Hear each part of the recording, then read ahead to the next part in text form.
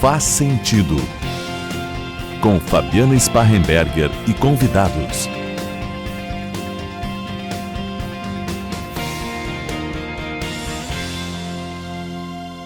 Olá, ouvintes da CDN, telespectadores da TV Diário e do YouTube do Diário. Você sabe o que é uma pessoa atípica? E qual a importância de uma educação inclusiva? Para conversarmos a respeito desses e de outros assuntos, conosco aqui hoje no Faz Sentido, novamente, pela enésima vez, pelo menos, psicólogo Patrick Camargo. E a educadora especial que já esteve conosco aqui para falar sobre gravidez na adolescência. E hoje ela está de volta aqui, Cristine Leitão. Bem-vindos. Muito obrigado, né? Dispensamos apresentações, um bom dia a todos os telespectadores, ouvintes. Donos do campinho aqui. Nós já estamos acostumados, né? E hoje nós vamos falar de pessoas atípicas. É um tema importantíssimo que a gente tem que trazer, que a gente precisa falar, para instrumentalizar as pessoas que muitas vezes não têm um conhecimento dos termos corretos, não sabem como que está essa situação atualmente, né? Que a gente só ouve falar na questão do campo da escola, que a gente ouve falar na questão social, mas aonde que estão essas pessoas, quem são, como devemos tratar com elas, né, para a gente poder desmistificar alguns conceitos. Lembrando que o Patrick ele atende crianças e adolescentes e a Cris trabalha nas escolas justamente com educação inclusiva, é isso, né, Cris? Isso, trabalho em consultório. Também consultório? Sim, consultório e nas escolas. Então tem essa vivência escolar também, sim, com os pais também, com as escolas, com a escola, que é muito importante. Há quantos anos, Cris? Olha, como educadora especial, já perdi as contas. Por que isso fica relevante, né, Cris? Não entendi a pergunta. A apresentadora aqui sou eu, só pra constar, tá, seu Patrick? Não é pela idade. Ele é tão dono, Cris, que é isso aí, ó. Deixa estar, que nós vamos pegar isso. Mas pela experiência, quanto mais experiência... Vai vir a volta. Mas isso é muito importante. Eu, enquanto educadora especial, por... acho que uns bons 15 anos só de consultório, eu comecei a sentir justamente a falta de ir em busca dos outros espaços com a inclusão. E que hoje, mais do que nunca, então, eu estou há 13 anos numa escola particular, fazendo esse link, e no consultório. Eu estou conseguindo entender como é a educação inclusiva no caso escolar. Mas hoje, como a gente estava falando, vocês falaram no início, hoje a gente não vive sem inclusão, né? A inclusão, a diversidade está em todos os espaços. Já está no nosso dia a dia, né? Então, se nós quisermos fazer esse programa semanal, falar da inclusão, vai ter assunto toda semana. Assunto direto, muito. Antes da gente entender um pouquinho mais o que é uma pessoa atípica, a gente perguntou também na nossa enquete lá no Instagram do Diário, onde o público sempre nos ajuda com as suas opiniões e nos ajuda a construir os programas. Perguntamos: você sabe o que é uma pessoa atípica? Pessoas com alteração no desenvolvimento cognitivo, 17% votaram nessa opção. Pessoas com alteração no desenvolvimento psicológico e mental, 48%. Como assim pessoas atípicas? 34%. E aí, as pessoas atípicas, elas têm alteração no desenvolvimento cognitivo ou no desenvolvimento psicológico e mental? Em tudo. Quando a gente fala que é uma pessoa atípica, uma criança atípica, envolve tudo, desde a questão do TDAH e da dislexia, que hoje está bem comum. Então, são todas as deficiências, todas as questões que envolvem a parte motora, tudo, inclusive psicológica, né? Que hoje em dia, depois de uma pandemia que nós passamos nesses últimos 3 anos, porque hoje a gente está vivendo muito esse reflexo da pandemia, então, assim, a questão psicológica e mental, eu acho que o Patrick pode nos ajudar, está bem essa questão perigosa. Tá perigosa pelo sentido de que, assim, a gente tem muita rotulação e pouco conhecimento. Então, quando a gente fala na questão de um termo, de utilizar, por exemplo, crianças atípicas, famílias atípicas, está relacionado a todas essas questões. E aí, quando a gente pensa, mas quem tem TDAH é atípico, geralmente as pessoas dizem, não, ela tem um transtorno de déficit de atenção. Ou tem uma dislexia, é um transtorno, de aprendizagem. Então, também deixa de ser porque tem um comprometimento em alguma área. E não é um termo errado. É um termo correto de se usar, mas as pessoas ainda têm uma visibilidade de que é feio, né, que é pejorativo. E, pelo contrário, ilustra muito melhor e também dá uma visão de um quadro de como que é um funcionamento de uma pessoa assim.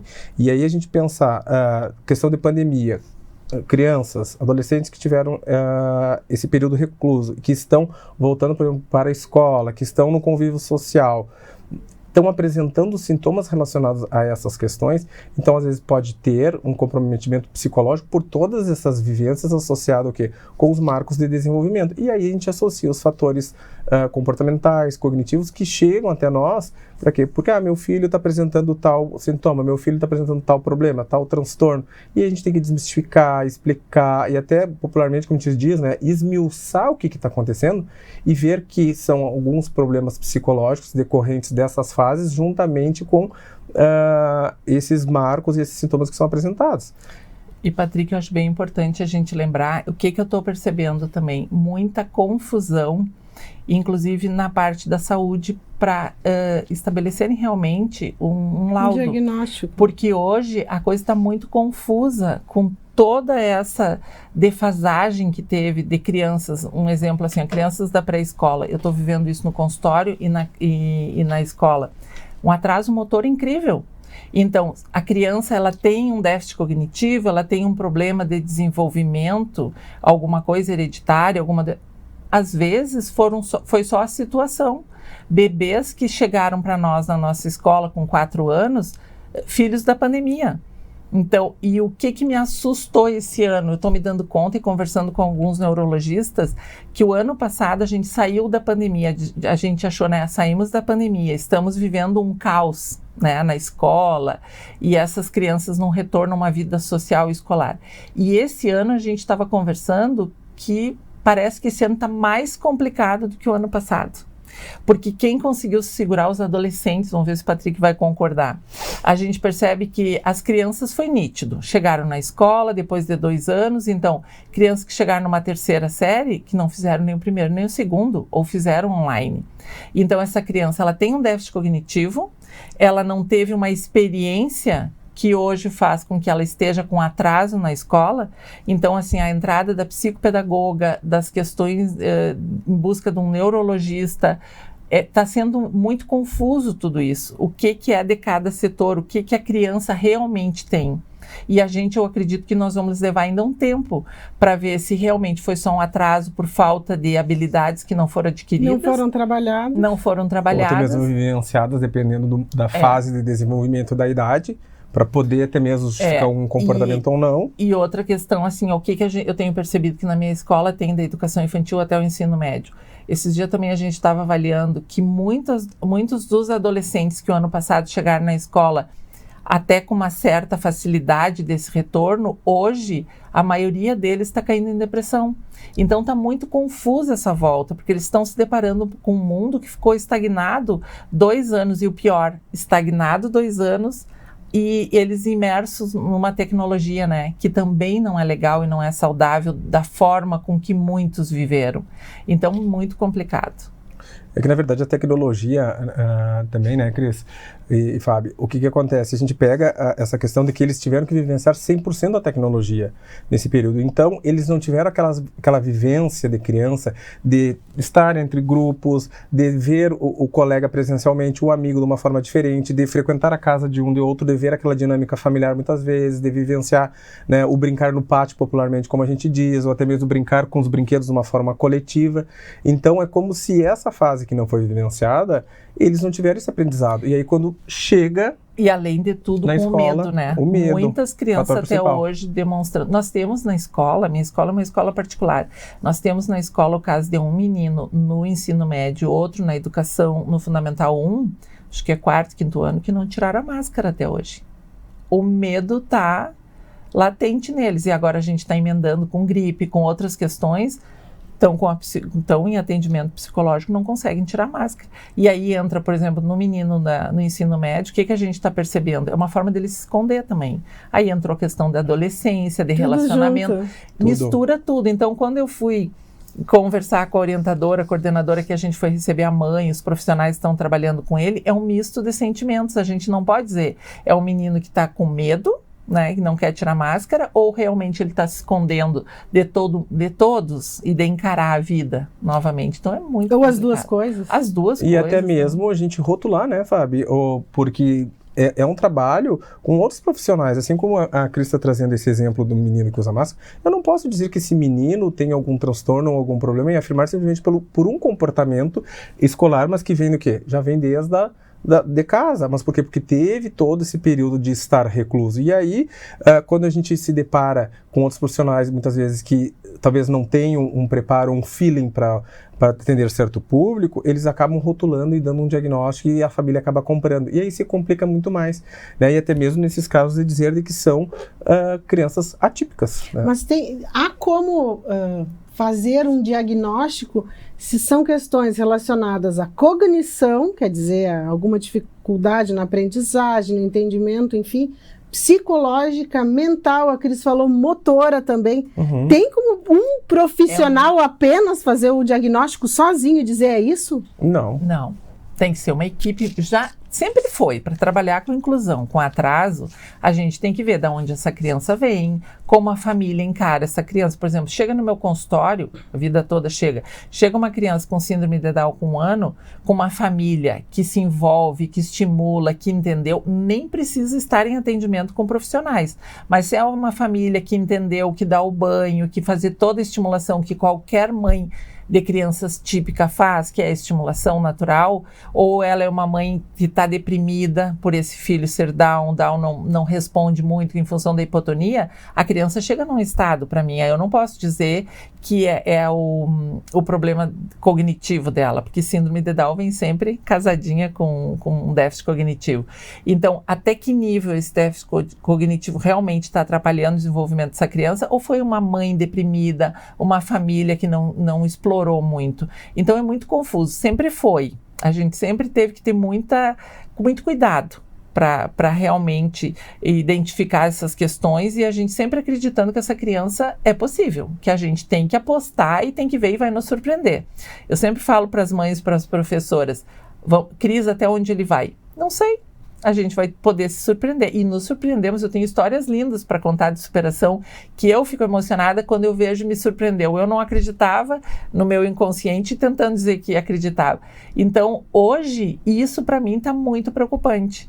Quando tem um profissional que vai até a escola, que eu trabalho justamente com a equipe da escola e com profissionais de fora, que a gente está sempre em contato. É muito importante. Que é importante para a gente poder levar adiante a história da vida escolar dessa criança. A gente está muito confuso, está todo mundo confuso, porque a gente tem que ter muito cuidado. Como a família está reagindo pós-pandemia, como foi a pandemia, como está sendo esse retorno, o que essa criança tem hoje e a preocupação. Esses dias eu estava atendendo uma família, um menino TEA, que é um menino autista, pré-escola, recém descobriram o diagnóstico.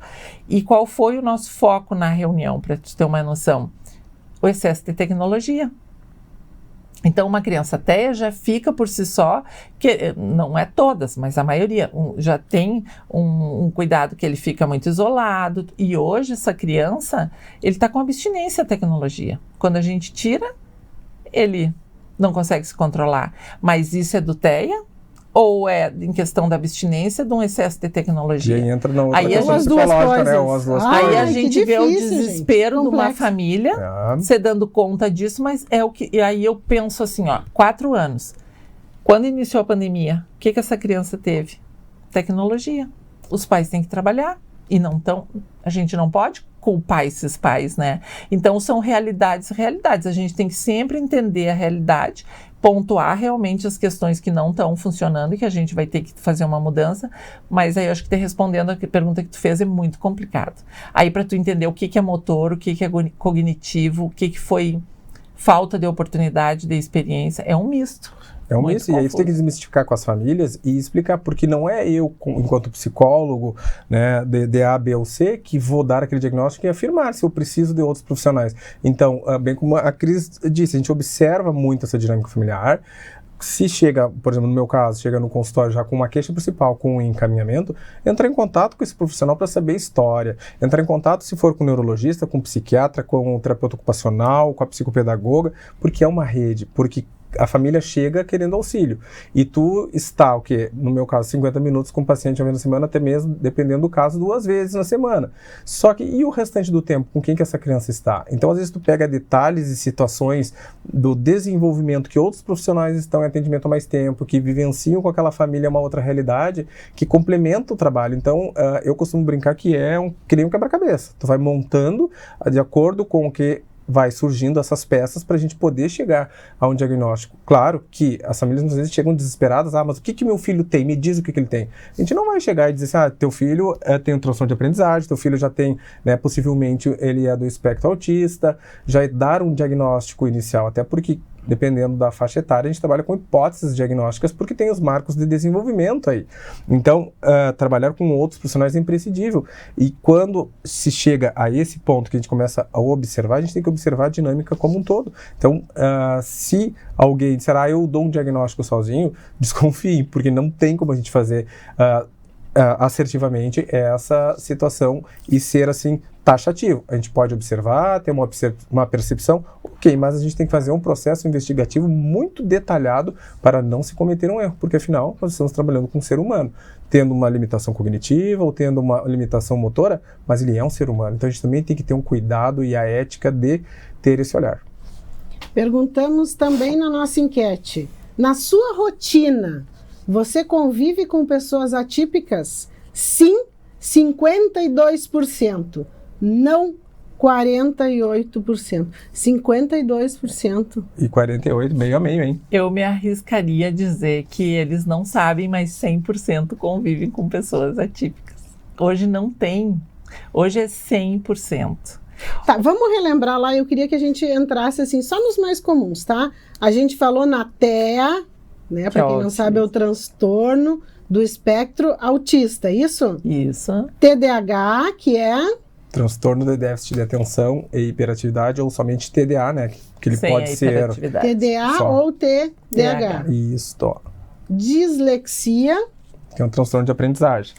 Que é uma dificuldade. A dislexia pode ter uma descalculia, dislexia, dificuldade da leitura. Mais relacionado com a leitura. Tá. E que mais? Esses são os principais? Sim, mas esses são os que mais aparecem. Dentro da educação especial aparece qualquer outras crianças com qualquer deficiência. É uma criança atípica também, a criança que é surda, a criança que tem um problema motor, a criança que também dentro da educação especial a gente considera a criança com altas habilidades, o superdotado. Eles vivem questões, né, atípicas. Também são atípicos. Sim, tem que ter um tratamento diferenciado. Eu questionava aqui antes da gente começar que esses termos, agora então, pessoas atípicas, esses termos eles vão mudando. Eu estava comentando aqui, eu me lembro dos portadores de necessidades especiais, depois foram chamados de pessoas com deficiência, e agora, mais recentemente, eu não sei de quanto tempo para cá, pessoas atípicas. Por que isso também vai mudando com o tempo? O que a gente vê, assim, antigamente, eu, por exemplo, eu sou do tempo, aí eu estou entregando a minha idade para o Patrick, eu sou do tempo que na UFSM eu cursei Educação Especial DM, Deficientes Mentais. E na época era dividido, ou DA ou DM, então fiz todo um curso na faculdade para deficientes mentais e o deficientes auditivos, que eu nem tive no meu curso, tive muito pouca coisa. Quando eu retornei estudar, fui fazer pós-graduação, aí entrou o termo inclusão, que aí a gente trabalha em tudo. Todos. Até para esclarecer, às vezes os professores chegam para mim quando eu vou, né, conversar sobre adaptações, eles criam. Eu não estudei para isso. Aí eu mexo com eles, nem eu. Porque eu não estudei para atender uma criança com uma deficiência auditiva, com deficiência visual. Eu até não é meu foco, porque se eu estudei agora, sim, fui estudar. Mas é muito complexo para estudar. Mas hoje um professor não pode me dizer que ele não estudou para isso. Então, Cris, como que eu adapto? Eu não estudei para isso. Eu digo, olha, se nós formos agora discutir o caso do teu aluno, com certeza, eu estudei, mas eu preciso te ouvir para respeitar tu enquanto professor dessa disciplina, tu me dizer o que tu pretende com teus alunos típicos, para daí eu poder colaborar contigo para nós formularmos um trabalho para essa criança atípica. Então é muito complexo tudo isso, e os termos vão mudando e não muda, né? A questão, hoje a gente há não uma diz... adaptabilidade, na verdade, em relação aos termos para facilitar. Não diz que é um deficiente mental, que é uma criança que tem uma deficiência mental. A gente usa um déficit cognitivo, um déficit intelectual, uma coisa mais amena. Eu acho que choca menos, né? A gente tem que se colocar também nessas famílias. Então, os termos, a intenção, eu acho que é poder chocar menos na hora que a gente fala. Não doer tanto, né? Porque uma notícia também, muitas vezes, dependendo do tipo de transtorno que tu vai passar para as famílias, é muito chocante. E, querendo ou não, as pessoas têm a visão de que, por exemplo, luto está relacionado só com morte, né? Mas o luto é perdas. Então, também tu trabalhar com as famílias, a questão do ideal de filho e o filho ideal, e aí não é o filho que tu esperava porque tem um transtorno, porque tem, né, um retardo mental, como utilizavam antigamente essa terminologia, que hoje, que soa muito melhor eu falar de que, assim, ó, tem, né, um déficit cognitivo do que eu dizer que tu é um retardado mental, como se usava antigamente, e as pessoas usam pejorativamente. Então, assim, ó, tu tem uma leveza para falar sobre um assunto muito sério, que a compreensão dessa família vai ser muito melhor. Então, a terminologia vai se adequando com o tempo, porque a gente tem uma expansão e estudos em evidências agora muito grande, porque começou a se falar abertamente sobre esses assuntos que até então eram tocados, como se essas crianças, esses adolescentes não pudessem estar em sociedade, não pudessem conviver com outras crianças. Invisíveis, que tinham que... né? Exatamente, invisíveis. E o que é visível, no caso audível, é o Fernando Barcelos me chamando para o intervalo. Imaginei. Estamos apresentando Faz Sentido. Escola Nossa Senhora da Providência, 57 anos educando com base nos princípios pedagógicos guarnelianos. Faça parte dessa história. Atendemos berçário, educação infantil, anos iniciais, anos finais. Escola Nossa Senhora da Providência, educar pelas vias do coração. Fone 3221-1862.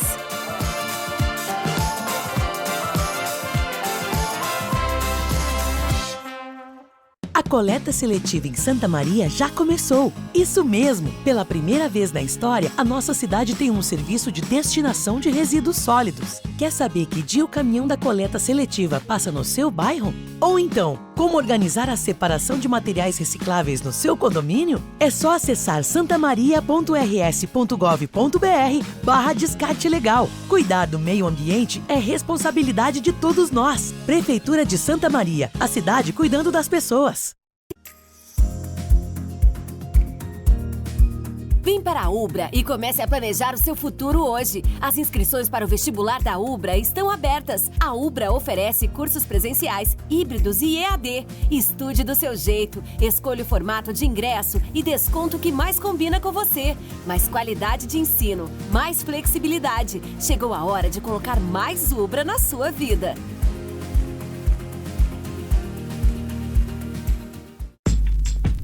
Escolha um novo jeito de cuidar do seu dinheiro. Escolha um cartão que é aceito no mundo inteiro. Escolha taxas mais justas de quem não vive às custas de ninguém para prosperar. Escolha cooperar. Olha, o futuro se desenhando. Já imaginou todo mundo cooperando? Escolha um futuro melhor para todos. Escolha cooperar.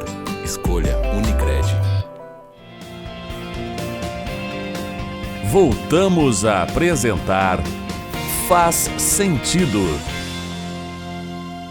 Pessoas atípicas, essas estão no nosso tema da nossa conversa aqui hoje no Faz Sentido, com o psicólogo Patrick Camargo e a educadora especial Cristine Leitão. Eu vou direto para a enquete, onde a gente perguntou lá para o nosso público no Instagram do Diário. Você se considera uma pessoa inclusiva? Sim, claro que eu sou. 62%. Não, 14%. Na verdade, eu não sei. O que é ser inclusivo? 24%. E eu também quero saber de vocês, junto com esses 24% que responderam, o que é ser uma pessoa inclusiva? Eu até já estou aqui fazendo um cálculo diferente. Não 14%.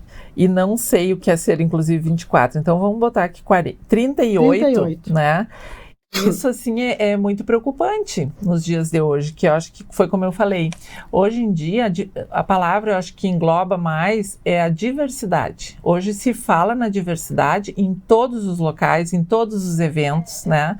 Até na questão da parte arquitetônica. Nós temos que ser inclusivos e esperarmos qualquer cadeirante chegar aqui nesse momento. Então, hoje, com isso a gente tentando fazer de uma forma tão leve e tão corriqueira, a gente se depara ainda com tanta dificuldade, né? E aí levando isso também para o lado dos LGBT, das pessoas que sofrem com a questão da inclusão e com a diferença. Então, como é complicado hoje, né? Num jogo de futebol, a gente está vendo o quanto não é aceito o negro ainda, a questão do racismo. Sim. E aí eu me preocupo muito, porque hoje numa escola, para vocês terem uma noção, assim, na minha escola hoje tem quase 900 alunos. 10% desses alunos hoje, posso dizer que tem inclusive um CID. Então, hoje a gente lida com 10% da escola com CID. O que é CID, Cris? CID, que já vem o diagnóstico. De doenças que onde vem o diagnóstico. Ao invés de colocar num possível diagnóstico o tipo de transtorno, a CID é uma nomenclatura com número, para evitar a exposição, por uma questão ética. Exatamente, entendeu? Então, até isso a gente já está tendo cuidado. Então, hoje, para a criança ter um atendimento na escola, a gente não precisa se apegar que tem que ter um CID, tem que ter um laudo. A gente vê que a criança tem dificuldade, a gente já começa, a escola inclusiva já começa. E o que eu quero dizer é isso, na escola 10% dessas crianças já estão sobre os cuidados da equipe da educação especial, no caso que essa escola eu coordeno. E temos 11 tutoras que trabalham junto, que acompanham essas crianças em sala de aula, que daria para fazer outro programa falando da inclusão escolar, que é uma coisa muito complexa. Como que a gente explica para uma criança? Às vezes a sala pede, a gente quer entender o que é TEA, o que o meu coleguinha tem. Sim. Aí junto com a psicologia, a gente vai até a sala, junto com a orientação, e explica, eles ficam encantados. Então, por que ele ainda não fala? Porque ele ainda não consegue. A gente pode ajudar. Ele não escreve ainda, ele grita. Sim, mas a gente está ajudando. Olha só, ele está indo na fono, eles querem saber o porquê e o que ele faz fora da escola. Então, a gente podia trabalhar mais a questão humana, né? Até porque as crianças que estão na escola, eles aceitam com mais facilidade do que, às vezes, os pais, porque a educação, a questão dessa da inclusão começa também dentro do próprio lar. Uhum. Que vai facilitar esse processo também de aceitação do outro na escola. Então, as escolas, muitas vezes, elas, a partir do movimento, agora de um tempo para cá, elas estão tendo essa preocupação. Porque com todos os públicos, porque com todas as diferenças, porque a diversidade está aí para ser vivenciada. Então, é como a Cris dissesse, a gente tem que estar preparado para se um cadeirante chega aqui, se alguém da população LGBT, tratar com o mesmo sentido, se chega um negro, se chega um deficiente, qualquer pessoa, porque a gente respeita em primeiro lugar. Por quê? Porque são pessoas que nem nós, são seres humanos que precisam de respeito. E aproveitando, assim, para ilustrar um pouco a questão, o quanto é importante quando a gente fala de crianças típicas, né, e atípicas, quanto mais essas crianças entendem, a gente tem visto o feedback de alguns pais que dizem que o filho fez eles mudarem de opinião. Os filhos alertaram que o coleguinha é capaz, que o coleguinha é legal, porque esses tempos eu vi uma família comentando que na hora de convidar para o aniversário do filho, estava deixando de fora os 2 alunos especiais da turma, e o menino disse, não, eu quero convidar eles, porque eles podem vir na minha festa, eles conseguem se comportar a mãe. Então, ver o quanto isso ainda está muito... E o quanto tem aprendizado que para as crianças, para os professores, mas para os pais, gente. Sério, eu digo assim, e sempre disse isso, o Bruno, meu que está terminando o ensino médio, ele teve a dádiva, a bênção de absolutamente em todos os anos ter crianças atípicas com ele. Ele tem uma dádiva. E me emocionou de tal forma um dia quando ele me disse assim, mãe, a gente falou com a prof, porque a gente viu que o coleguinha lá da outra turma, ele não está conseguindo se adaptar muito bem aquele perfil de turma. Eu acho que a nossa turma vai conseguir acolher e ajudar de uma forma melhor no desenvolvimento dele. Gente, tem algo mais sensacional do que isso. Daí o pai e a mamãe estão achando que o filho não está aprendendo porque tem uma criança atípica atrapalhando. Gente, gente, sério, é uma dádiva poder conviver com essas diferenças. Não, e aí também, Fábio, eu acho muito importante a gente falar de que muitas vezes tu falou essa questão assim, ó, claro, é importantíssimo mesmo poder conviver com as diferenças, mas é que os pais, muitas vezes, quando fazem alguma reclamação em relação àquela criança atípica que está inserida no ambiente escolar, eles têm um preconceito já estabelecido, né, um pré-conceito estabelecido sobre a educação. Que é por ignorância no sentido de falta de conhecimento, muitas vezes, exato, né? E também pela questão de que, assim, ó, da superproteção com o seu filho, como se o filho não pudesse conviver com pessoas diferentes, como se o filho não pudesse saber ou conhecer o que é ser diferente, o que é ter uma dificuldade. Então, esses conceitos, agora, graças a Deus, que estão, sabe, sendo, assim, ó, desmistificados e mostrados de que eles podem ter uma vida normal juntamente com uma grande classe, com estar no meio de professores, de colegas, de festinhas de aniversário, de reuniões, como aquele outro coleguinha que não tem alguma deficiência. E realmente isso é muito bonito, porque aí a gente já quebra, né, essa questão assim, ó, do preconceito, da diferença com o outro, a partir do respeito. Eu tenho uma história que uma amiga me contou, claro que isso, quando ela era pequena, ela estudava no Marista, e ela disse que a vida toda teve um colega especial com síndrome de Down, naquela época, uns 20 anos atrás, e ela disse, Cris, eu nunca me dei conta que ele era diferente da gente. Até um dia que o meu pai, que é médico, ela disse, o pai dela, que é pediatra, disse, o fulano tem síndrome de Down. E ela disse, eu levei um choque, porque eu fui colega dele uma vida toda, e eu nunca percebi a diferença dele. Então aí nós estamos, hoje ela é fono, e daí ela conversando comigo, ela disse, Cris, para tu ver como a criança convivendo junto, a gente não percebia a diferença naquela época. Hoje, claro, eu acho que as crianças já percebem que tem muita informação. Sim. E tem muito movimento dentro da escola, né? Então a inclusão está presente. Eles já perguntam, ou então, Cris, não estou entendendo o que é isso. Eles vêm até a minha sala e perguntam, é muito legal. Então hoje, agora, depois nós vamos falar um pouquinho, né, dos pais atípicos. E a gente também não pode esquecer que hoje, pós-pandemia, estou usando muito a pandemia porque é uma coisa que me choca, assim, em relação às crianças com deficiência e as outras que não têm uma deficiência, mas que estão com deficiência em algumas áreas. Então, nesse momento, estão vivendo um período de inclusão, sim, mesmo que temporário. E eu vejo, assim, o quanto essas famílias estão vivendo esse problema. As famílias de crianças típicas, então ditas normais, estão com muitos problemas, são muitos dos pacientes do Patrick, meus e das psicopedagogas, hoje estão com atraso de aprendizagem. E essas famílias estão sofrendo com isso, porque é um investimento financeiro, é tempo, é dedicação, tu frustra porque tá vendo que teu filho não vai adiante. E eu acho que é um momento, e eu tenho falado isso para alguns pais, e vocês imaginem a família que tem uma criança atípica, que da hora que acorda até a hora que dorme, é tudo diferente, é financeiro, é medicação, é estresse 24 horas. É uma rotina a ser seguida 24 horas, um banho, uma alimentação. E eu digo, vocês estão vivendo temporariamente, é que nem quebrar uma perna, a criança está dentro da inclusão, ela está incluída, ela está de muleta, é como eu falo, isso é uma inclusão temporária. Mas né? Aí eles não aceitam, por quê? Porque o meu filho não é deficiente, meu filho não tem um diagnóstico de TEA, meu filho não tem um déficit intelectual, como se esses rótulos fossem apenas o que é suficiente para rotular um filho que ele é diferente. Mas aí entra a questão que eu falo temporariamente. Então, é nesse sentido de que, sim, é uma educação inclusiva nesse momento, porque é temporário, porque ela está deficiente de algo, de que ela precisa se munir de ferramentas para poder dar conta dessa fase. Só que os pais também não aceitam. Por quê? Porque não tem diagnóstico, não tem encaminhamentos, não tem CID, né? E aí a gente entra nessa linha tênue entre a família, escola, profissionais, porque tem toda essa demanda por trás. Perguntamos, você conhece um pai ou mãe atípico? Sim, 52%, não, 48%. O mesmo resultado lá da pergunta, quando a gente perguntou se você convive com pessoas atípicas. E vamos adiante, acho que daí a Cris quer comentar um pouquinho dos pais, né? Você sabe como funciona o processo de inclusão na educação? Sim, 61%. Não, 28%. Ué, tem processos diferentes? 11%. Se tem. E aí eu fico pensando, e eu queria que a Cris trouxesse um pouquinho na prática para a gente entender. Então, numa sala de aula onde a gente tem crianças atípicas com TDAH, com dislexia, com transtorno do espectro autista, como é que funciona essa inclusão no dia a dia da sala de aula?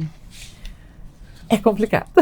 Porque são, né? Cada um precisa de determinadas... Eu arrisco dizer que em cada sala de aula, pela minha experiência hoje numa escola particular, mas pelo que eu transito em outras escolas, inclusive municipais, estaduais também, e pessoas que converso dentro da educação especial, eu arrisco a dizer que hoje, em cada sala de aula, não tem menos que de 5 a 8 crianças que necessitam de um olhar diferenciado. Ou porque não estão alfabetizados e que eu arriscaria dizer que não têm um déficit cognitivo, mas tiveram esse espaço sem esses conteúdos que foram privados da escola durante 2 anos. Me chama muita atenção isso nas séries iniciais, né, do primeiro. Hoje eu arriscaria dizer que a gente está vivendo um momento de tensão de crianças que estão chegando 4º, 5º ano sem ler e escrever fluentemente. Antigamente a gente dizia que é para ser ainda que a criança se alfabetiza até a 3ª série. Então a gente ainda permite algumas coisas até o 3º ano, depois a gente levantaria assim um sinalzinho de que tem alguma coisa que está atrasada. Hoje nós estamos com crianças no 4º, 5º ano, que foram crianças que no auge da alfabetização, 1º e 2º, ou 2º e 3º ano, tiveram. Isso que eu vivo uma realidade da escola particular, onde nós levamos, eu acho que 7 dias para botar a funcionar um programa onde todas as crianças tinham acesso. Mas dentre esses quase 900 alunos, muitos não tiveram acesso. Ou porque os pais foram para fora, teve pais que foram para a praia, ou que trabalhavam 24 horas, criança até tinha a tecnologia, mas não tinha quem controlasse. A gente viu coisas lindas olhando na internet, entrando nas salas de aula, a gente via as crianças soltas em casa. E aí tu ia ver, eram pessoas que tinham condições, tudo. Isso que eu vivi, o problema mais bem menor e mais ameno. A gente via que estava sob os cuidados de uma avó ou de uma funcionária. Tinha uma rede de apoio também, né? Tinha uma rede de apoio de cuidado, mas a rede de apoio pedagógico para aquele momento ali, não foram todas as crianças que tiveram. Então essas crianças continuam sendo nossa, com uma defasagem grande, e que eu não sei até quando isso vai. Quando que a gente vai conseguir reduzir isso? Algumas famílias, sim, apostaram, foram atrás, estão investindo nessa criança, tanto no lado psicológico, quanto no pedagógico, uma psicopedagoga, com aulas particulares. Mas tem muitos pais que não puderam e que dizem que nem têm condições.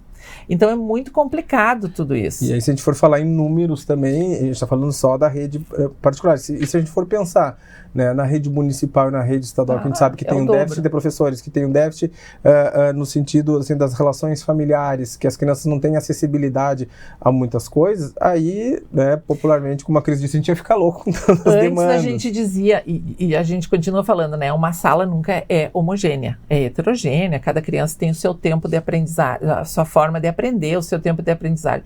Hoje é uma loucura. Eu arrisco a dizer que de 5 a 8 crianças estão ali dentro e a gente tendo que dar assistência.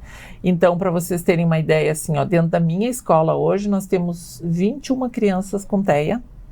Dentro da educação especial são mais de 30, acho que estamos com 32. E da educação inclusiva, que entra o TDAH e a dislexia e outras questões, até eu considero dentro da escola inclusiva, como eu falei para vocês, crianças que estão com uma depressão muito grande, que estão vivendo esse momento, né, inclusivo, nós temos hoje em torno de 80 e poucas crianças. E aí? Crianças com dislexia e com TDAH, elas têm direito a provas adaptadas, a material adaptado. E como a gente dá conta de tudo isso? É um caos. Isso eu estou falando de uma realidade fantástica que é da minha escola.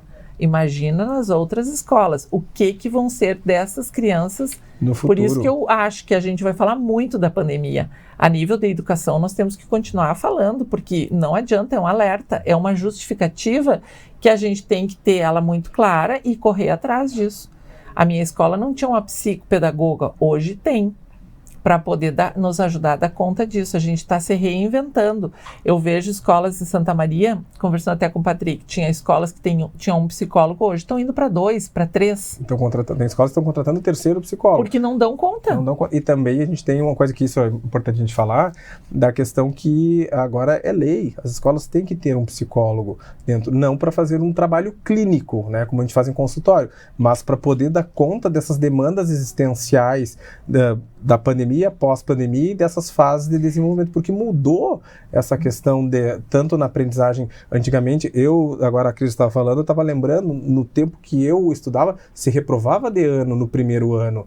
E era motivo de chacota, tu é burro, tu reprovou no primeiro ano, né? Os colegas falavam para os outros. Hoje a gente já não tem, por quê? Porque tem essas questões individuais de cada um, dessas deficiências ou não, desses momentos de dificuldades, que a gente tem que avaliar muito bem se isso vai se perpetuar ou se é apenas uma questão pontual.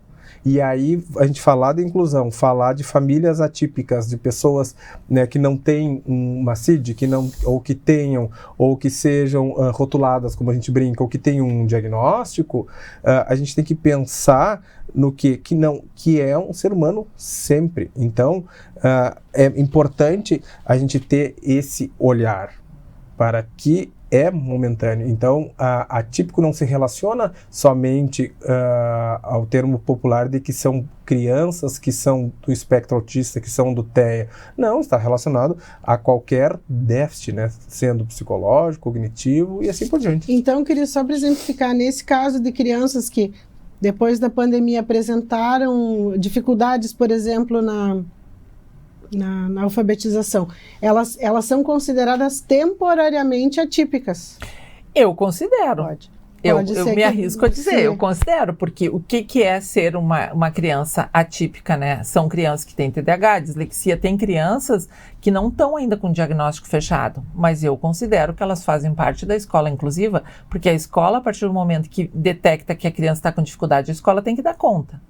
Então, importa menos, só para ficar claro, importa menos o termo. Não é questão de a gente taxar, mas que são crianças que precisam de um atendimento especializado em um olhar diferenciado. É nesse sentido. No sentido de atenção, não um olhar diferenciado de tratamento diferenciado em relação. Por quê? Porque eles precisam estar inseridos nesse contexto, então a gente tem que ter um olhar para eles de auxílio. Dar um suporte fora. E tanto na escola, esse suporte é muito valioso, quanto fora da escola. E aí que está complicado. Hoje a gente está vivendo uma questão econômica, todo o Brasil, né, ou até mundial, que tá difícil para todo mundo. Então, o que eu tô me deparando com as famílias que a gente chama e pede ajuda, ou mesmo as famílias vêm nos procurar? Como assim? Ele não está conseguindo. Não, a escola está fazendo tal e tal coisa. A gente tem que mostrar o que nós estamos fazendo. Agora, e o que essa família está fazendo? E eu tenho ficado chocada que muitas famílias te justificam coisas, que eu vivo a realidade do particular, e que eu tenho que ficar olhando e dizer... É o real, não é o ideal. Eu tenho usado muito essa frase ultimamente. E é perfeito. Não é o real, não é o ideal, mas é o real. Como é que eu vou cobrar de uma família que está pagando uma escola particular, que está levando no neuro, está pagando uma medicação e eu ainda preciso que ela leve na fono, na físio, na educação especial, com a educadora especial, com a terapeuta ocupacional. Então, assim, a gente faz o que é o mais importante? Então, como que a família de uma criança atípica é muita pressão, porque hoje, com tudo que a gente está falando sobre a inclusão de uma família típica, tá difícil, porque eles têm que incluir os filhos deles numa rotina novamente, e da criança atípica, muito mais difícil, né? Muito mais complexo tudo. Perguntamos também, na sua opinião, crianças atípicas têm que estar incluídas em classe regular? Sim, 56%. Não, 5%. Talvez, cada caso é um caso, 32%. Eu não sei, 7%. Com certeza, as crianças têm que estar incluídas em classe regular para justamente poder se trabalhar essa diversidade e a individualidade. Porque dependendo do transtorno que tenha ou do que esteja acontecendo, elas têm habilidades de aprender, elas têm habilidades de estar inseridas. Então, cada um no seu tempo. Talvez ela não vá conseguir compreender no mesmo tempo que a classe. Ela leve uma semana a mais, 15 dias a mais, até mesmo um mês, mas ela vai ter aquele suporte escolar e aquele olhar de que ela está em sociedade, inserida no meio, como aquele outro amigo que não tem, como aquele outro coleguinha que não tem um transtorno ou algo similar. Então, é importante, sim, elas têm que estar em todos os lugares, sim, porque a gente já convive, só que muitas vezes a gente não se dá conta. Justamente por isso. Então, eu sou da opinião e concordo plenamente que tem que estar em todos os lugares aonde elas quiserem. E eu acho que também vale a gente lembrar que a aprendizagem é modelo, né? A gente aprende com a mãe, a gente aprende com a avó para cozinhar, é modelos. Então, a criança, se eu não sou contra, quero deixar bem claro que eu não sou contra a PAI e as escolas especiais, eu acho que são casos e casos. Antigamente era muito... A PAI? A PAI. Entendi, PAI. Não, a PAI. E as escolas especiais, né? Que eu, quando tive minha formação, tinha as escolas especiais, a PAI era muito comum. Então, crianças especiais iam para a PAI, iam para escolas especiais. Aí veio essa questão, com 10 anos de atraso dos países de primeiro mundo, a inclusão chegou no Brasil. E até hoje é assim. Então, coisas, o que eu vejo? Que nos países de primeiro mundo, que começaram com a inclusão muito antes que a gente, já voltaram atrás em algumas coisas. E o Brasil também está voltando. E eu me revoltei. Eu fiquei do lado da revolta, né? De como assim vão abrir de novo as escolas especiais e a PAI se fortaleceu. E depois eu comecei a entender fazendo essa vivência na escola. Então a criança aprende sim através de modelos. Eu acho que principalmente as crianças com TEA, a criança com síndrome de Down mesmo, que tem um déficit cognitivo, ela tem muito a ganhar dentro de uma escola inclusiva. Mas eu já me deparei com alunos que eu chamei a família e disse, vamos retornar para a PAI, porque aqui dentro ela não está conseguindo ser feliz. Ela ia para o ensino médio sem ler, nem escrever. A escola era o mundo dela, mas cada vez mais difícil. Como lidar? Entra a questão da individualidade da de cada individualidade um mesmo, e com a adolescência. A questão diagnóstica, a questão hormonal. Hormonal. Né? Segue então, assim, é uma menina que estava convivendo no ensino médio e, ao mesmo tempo, não estava convivendo, porque o ensino médio já é um tumulto, né? É um por si, Deus por todos. É conflitos e faz parte, e principalmente agora, nesse retorno. E aí eu comecei a avaliar e chamei a família e nós tivemos várias conversas. Eu nunca pensei que eu ia pedir para vocês irem para a PAI. E hoje eu fico tão feliz que ela está realizada, com um grupo de dança, com fono, fazendo as participações lá, o mundo dela.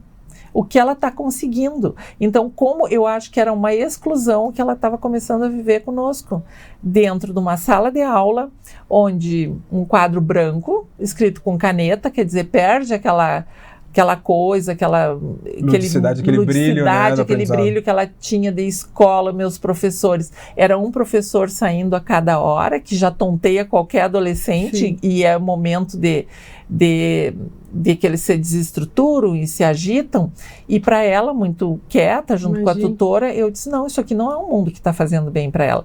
Então, a gente também tem que ter esse cuidado e ir vivendo conforme, como o Patrick falou, é individual. É cada criança viver. Então, eu sou extremamente a favor da inclusão.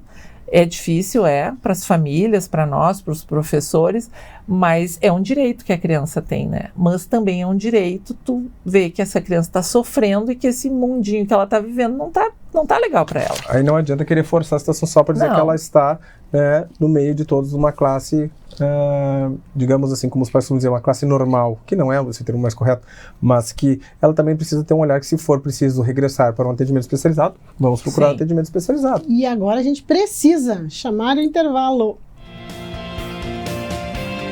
Estamos apresentando Faz Sentido. Escola Nossa Senhora da Providência. 57 anos educando com base nos princípios pedagógicos guarnelianos. Faça parte dessa história. Atendemos berçário, educação infantil, anos iniciais, anos finais. Escola Nossa Senhora da Providência. Educar pelas vias do coração. Fone 3221-1862.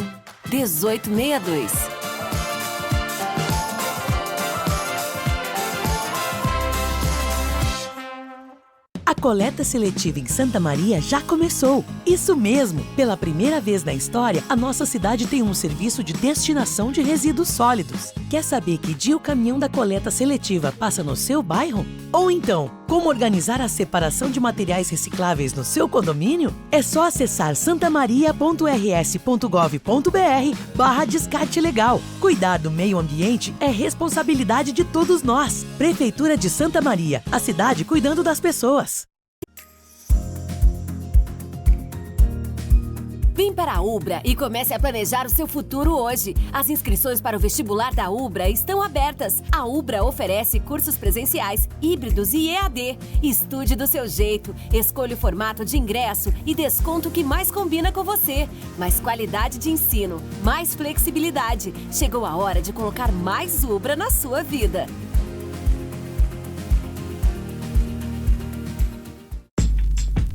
Escolha um novo jeito de cuidar do seu dinheiro. Escolha um cartão que é aceito no mundo inteiro. Escolha taxas mais justas de quem não vive às custas de ninguém para prosperar. Escolha cooperar. Olha, o futuro se desenhando. Já imaginou todo mundo cooperando? Escolha um futuro melhor para todos. Escolha cooperar. Escolha Unicred. Voltamos a apresentar Faz Sentido.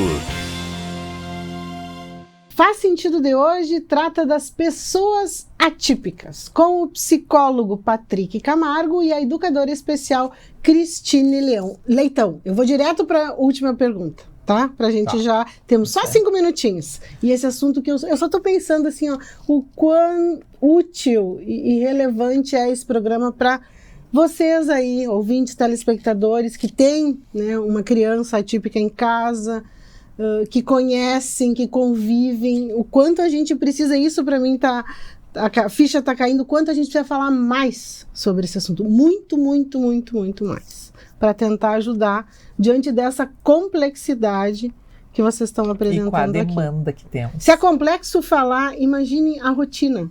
Vivenciar atuar 24 horas, como atuar pais. Com cuidadores, enquanto família, né, com as suas responsabilidades. É um desafio diário, é uma construção diária. Você sabe por que é importante o acompanhamento? Você sabe por que é importante o acompanhamento psicológico para pessoas atípicas? Sim, é importante para todo mundo. 95%. Eu não acho relevante, 5%. Eu queria que o Patrick agora falasse um pouquinho do porquê essas crianças, porque essa família precisa desse acompanhamento também psicológico. Não acho relevante 5%, ainda bem que deu baixo esse número, né, Sim. Fábio?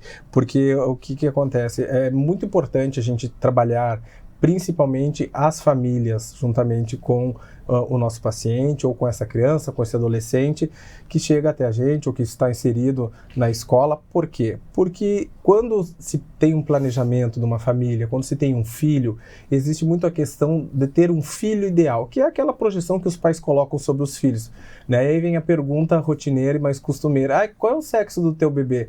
Eu não sei ainda, mas se vier com saúde, tá bem. Sim. Aí eu costumo brincar, então se não tiver saúde, tu não vai querer, tu não vai gostar? Vai devolver? Filho, vai devolver? Né? E aí vem as crianças com alguma dificuldade, ou seja, motora, psicológica, né? Alguma situação na cognição, no desenvolvimento.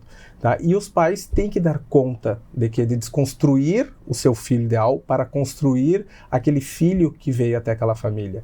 Então as dificuldades aumentam muito, porque tu tem que trabalhar a questão da frustração, a questão da construção da individualidade dessa criança que vai se desenvolver, a questão familiar da adaptabilidade dentro do lar, da aceitação. Então são vários conceitos que precisam ser revistos, porque até então os pais não estão preparados para aquelas demandas. E aí vem também um outro fator, que é quando se tem um diagnóstico, que tu tens que passar aquele diagnóstico ou dizer o que o filho tem ou não. E até mesmo, muitas vezes, até os médicos não estão preparados quando no nascimento, por exemplo, nasce uma criança que tem Down. Eu não vou contar para a mãe ou pai, deixam para a equipe de enfermagem contar. Isso é muito comum, porque eles às vezes não têm uma estrutura bem estabilizada para dar essa notícia, como se fosse algo terrível, assim, uma sentença de morte. Então, trabalhar com as famílias a questão de quando se tem uma criança especial é o quê? É tu mostrar que existe um mundo que ela vai estar inserida e que a família também tem que estar em conjunto, que a escola também vai estar nesse contexto, e aí então tu trabalha com todos os membros familiares. Por quê? Porque o psicológico vai estar abalado naquele momento pela frustração de tu não ter o filho que tu tanto almejou. E só que daí tu tens um ser humano que necessita de ti, muito mais, porque ele tem necessidades básicas que precisam ser supridas, que não são supridas, tem necessidades básicas que têm que ser supridas, mas que se não tivesse alguma condição seria mais fácil. Então eles vêm com uma demanda de muita dificuldade de ter esse entendimento, de ter uma aceitação.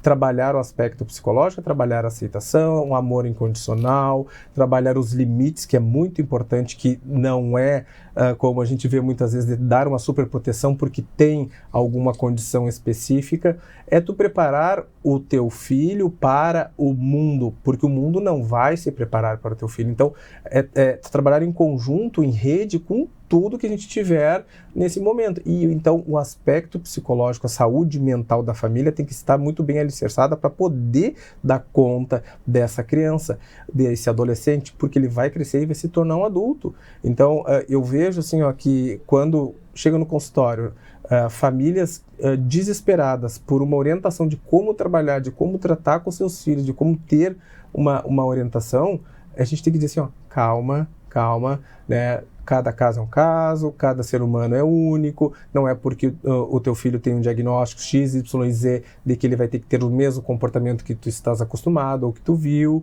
né? Porque assim, eles levam muito para si, compram a ideia de um diagnóstico que é aquele perfil e ele vai seguir para a vida toda. Talvez, dependendo do diagnóstico, ele não vai apresentar todos aqueles comportamentos, pode apresentar 1 ou 2, e aí tu entra o quê? Com o manejo dessas situações, intervenções familiares, intervenções com a criança ou adolescente, para que se tenha uma qualidade de vida. E dependendo da patologia, a gente sabe que não tem cura, mas tem um tratamento que pode ter uma vida normal, que pode seguir um ano escolar fantástico, que pode ter um apoio, um suporte de outros profissionais e outros membros, e aí tu tem um olhar em conjunto para essa família, para ela sentir-se acolhida, para ela poder dar conta desse ser humano que está ali. Cris, e em relação às escolas, aos professores, como que ambos podem ajudar os pais? E como os pais podem também ajudar? Eu ouvindo o Patrick, eu estava refletindo. Que bom que a questão financeira não fosse um problema muito grande em tudo isso, né?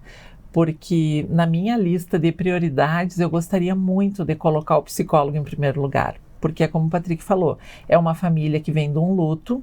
Hoje ainda nos deparamos com médicos dando o diagnóstico seco, que a família, quando nos procura, tentando assimilar aquele diagnóstico, vem sempre a fala, é raríssimo o médico que teve a sensibilidade de acolher aquela família e mostrar que não é o fim do mundo, que a gente pode se reinventar. Então, essa família, quando chega para mim, eu preciso primeiro acolher a família no meu consultório, e eu queria muito, e eu peço sempre, ou até a ponto de encaminhar para um psiquiatra, porque famílias que tu tá vendo que precisa de uma medicação. Mas o que eles têm que fazer a opção? Vou iniciar a estimulação dessa criança, que é um bebê ou que já chega com 4, 5 anos, porque geralmente o diagnóstico, principalmente de um TEA, que é mais tardio, mais camuflado, as escolinhas, né, quando entra, insere na escola, é que daí ele tem que ir para acompanhamento. Mas aí a família está perdida, porque ela precisa de ajuda, mas ela quer ajudar esse filho. Então é muito complicado. Eu acho que nós, profissionais, a gente faz a diferença na vida conforme a gente acolhe essa família. E mostrando para ela, vamos com calma, vamos cuidar de ti, em primeiro lugar. Às vezes eu digo para os pais, vamos cuidar, vamos colocar numa escola para essa criança sair já convivendo com as outras crianças. E conforme for, a gente vai ampliando essa rede de apoio na questão da saúde para poder ajudar. Então é muito difícil. Essas famílias atípicas é uma luta. E com certeza o Faz Sentido tem esse compromisso também, de ajudar vocês que são dessas famílias, que têm essa convivência com essa situação, da gente tentar ajudar.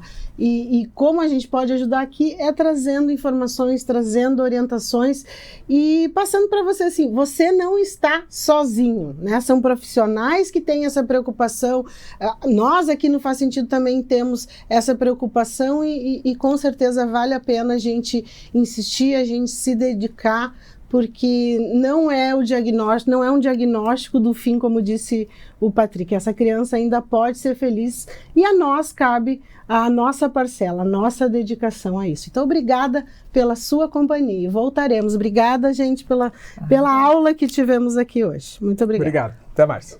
Agradecemos. Faz Sentido. Com Fabiana Sparrenberger e convidados.